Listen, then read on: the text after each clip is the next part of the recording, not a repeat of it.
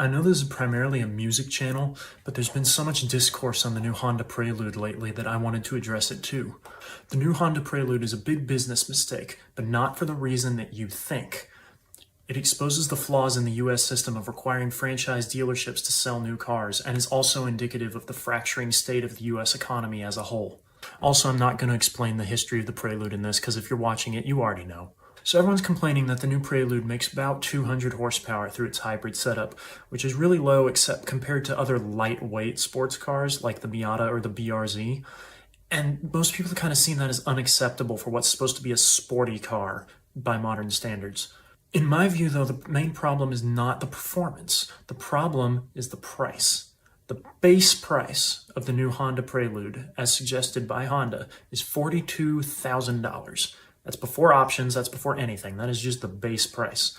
That is 10 grand more than a brand new EcoBoost Mustang, which gets you rear-wheel drive and 100 more horsepower. Even though Ford has dropped the manual option, that's a no-brainer.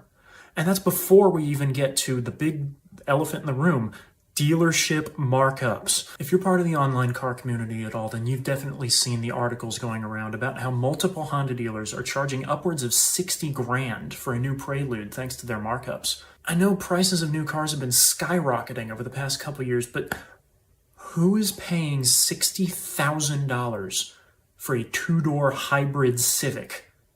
Because that's basically what the Prelude is. So, let's consider some of the other cars, new and used, that you can get for the same price. A new Mustang, an old Mustang, a Camaro, Dodge Challenger, a used Toyota Supra, a new Subaru BRZ, 2 used BRZs, a new Miata, 10 NA Miatas, a Jaguar F-Type, a Jaguar XK, Aston Martin DB9, Lamborghini Espada, Ferrari 456, Ferrari 360, Bentley Continental. I know most of these aren't realistic competitors to the Honda Prelude, but the point still stands.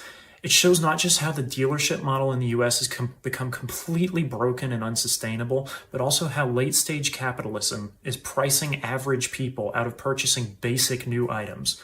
Because that's ultimately what the new Prelude is. It's a hybrid Honda Civic with 2 fewer doors. That's a regular car. It should be accessible to the masses like the Prelude originally was.